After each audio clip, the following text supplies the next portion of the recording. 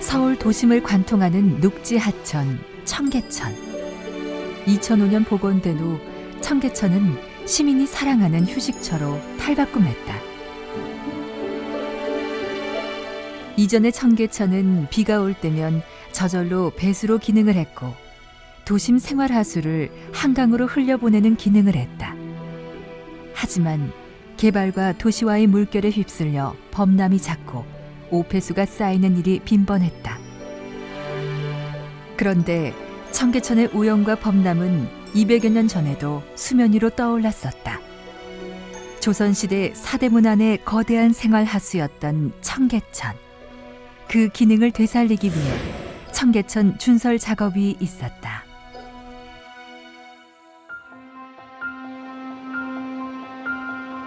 2005년 완공된 청계천 복원 사업. 그 기간 동안 잠자고 있던 문화유적들이 쏟아져 나왔다.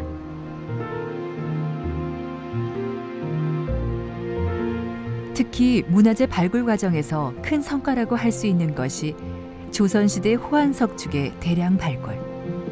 현재 청계천에는 호안석축 일부를 제자리에 복원해 놓은 상태다. 청계천에서 발굴된 호안석축은 542m에 이른다. 이것은 1773년 영조 때 쌓은 것으로 추정되는데, 승정원 일기 중 영조 때 기록들을 살펴보면 개천이란 단어가 눈에 띈다.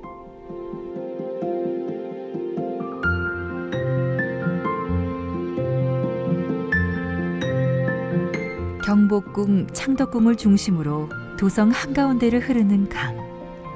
승정원 일기에서 표현하고 있는 개천은 지금의 청계천이다. 즉 영조 시대에도 청계천 공사가 있었음을 알 수 있는데, 영조 임금에게 청계천은 언제나 근심거리였다.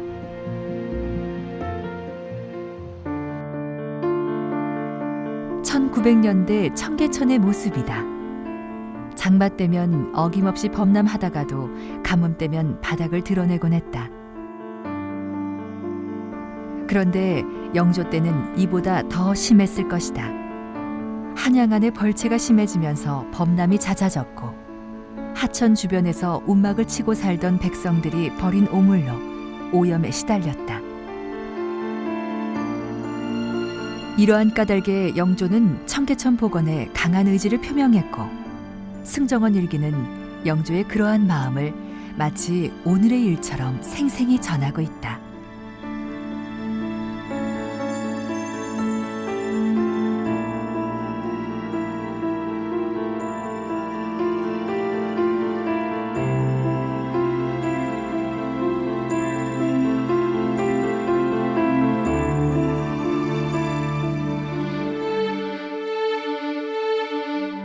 당시 청계천 공사 장면을 담은 준천 시사 열무도 영조의 지시로 공사 현장을 그림으로 남겼던 것이다. 소들이 쟁기질을 하는 가운데 세 사람씩 가래로 개천 바닥에 모래와 흙을 퍼내고 있다. 공사에 동원된 백성은 약 21만 5천여 명. 시전 상인, 지방의 자원군 등 다양한 계층이 참여했다. 그림을 자세히 보면 수문 위에서 공사를 내려다보는 영조의 자리가 보인다. 청계천 공사에 대한 영조의 열정은 대단했다.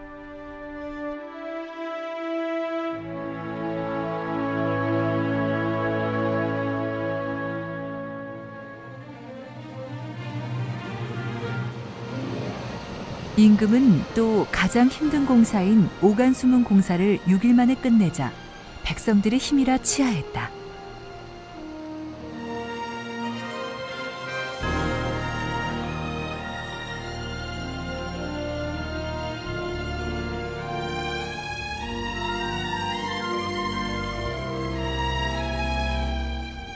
청계천 공사는 백성들의 자발적인 협조로 이루어졌다. 국왕이 직접 현장에 나와 앞장서 독려함으로써 백성들의 지지를 이끌어낼 수 있었던 것이다. 실업 상태의 백성 6만 3천여 명과 일부 백성에게는 품삯도 지급됐다. 공사 기간 동안 소요된 비용은 3만 5천 냥, 쌀 2,300여 서, 지금으로 치면 약 8억 원 가량이다. 실제로 영조의 청계천 공사에는 빈민구제를 위한 구휼의 목적도 있었다. 두 차례의 전란 후 생계를 위해 도성으로 몰려든 유민들에 대한 구휼이었다. 즉, 청계천 공사는 오늘날 공공근로사업과 같은 성격을 띠고 있었던 것이다.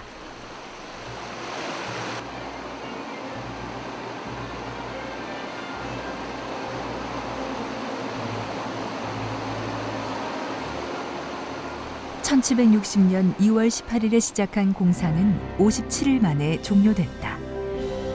백성들에 의해 백성들을 위한 청계천이 다시 태어난 순간, 영조는 공사의 전말을 기록한 책을 편찬토록 했다. 후대에까지 물을 다스리고 백성을 구제하는 그 지혜를 전하고자 함이었다. 승정원 일기는 오늘날까지 영조의 마음을 대변하고 있다.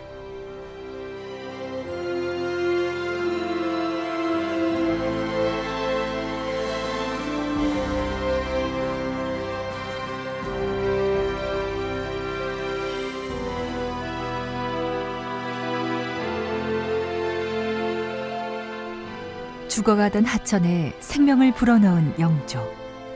그 지극한 마음은 아직도 살아있는 것일까?